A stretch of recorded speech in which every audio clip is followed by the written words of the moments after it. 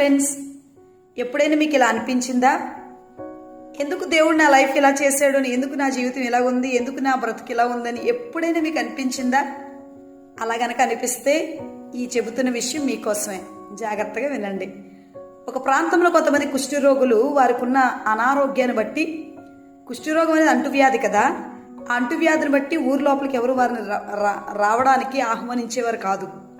వారి నీళ్లు కానీ ఆహారం కానీ వారి కొండ అవతల ఊరికి చివర ఉండాల్సిందే. అలాంటి పరిస్థితిలో కుష్ఠరోగి కనిపించిందట. ఎందుకు నాకు ఇలాంటి లైఫ్ వచ్చింది, ఎందుకు నాకు ఈ బ్రతుకు వచ్చింది, మేము ఏ పాపం చేస్తాం ఇలాంటి లైఫ్ మేము అనుభవిస్తున్నాం, మేము ఏ తప్పు చేస్తాం మాకు ఇలాంటి సమస్య వచ్చిందని ఒక కుష్ఠరోగికి బాధ, వేదన, దుఃఖం చాలా ఎక్కువ కలిగింది. అదే సమయంలో ఒక కొండ మీద నుంచి ఒక శుభవార్త వినబడుతుంది.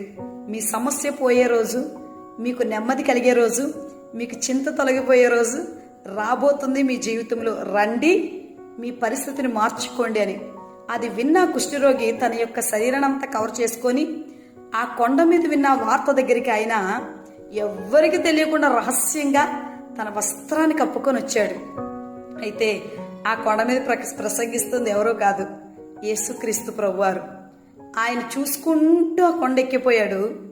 యేసు ప్రభువారిని అడుగుతున్నాడట ఆ కుష్ఠరోగి, నీకు ఇష్టమైతే నన్ను శుద్ధుడిగా చేయగలవా? వెంటనే యేసు ప్రభువారు చెప్తున్నాడు, నాకు ఇష్టమే, నువ్వు శుద్ధుడవు కమ్ము.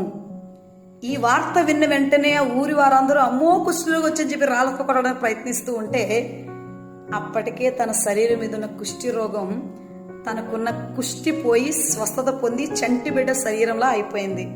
ఫ్రెండ్స్, ఈ విషయాన్ని, ఈ యొక్క చరిత్రలో జరిగిన విషయాన్ని విన్నప్పుడు మీకు ఏమనిపిస్తుంది?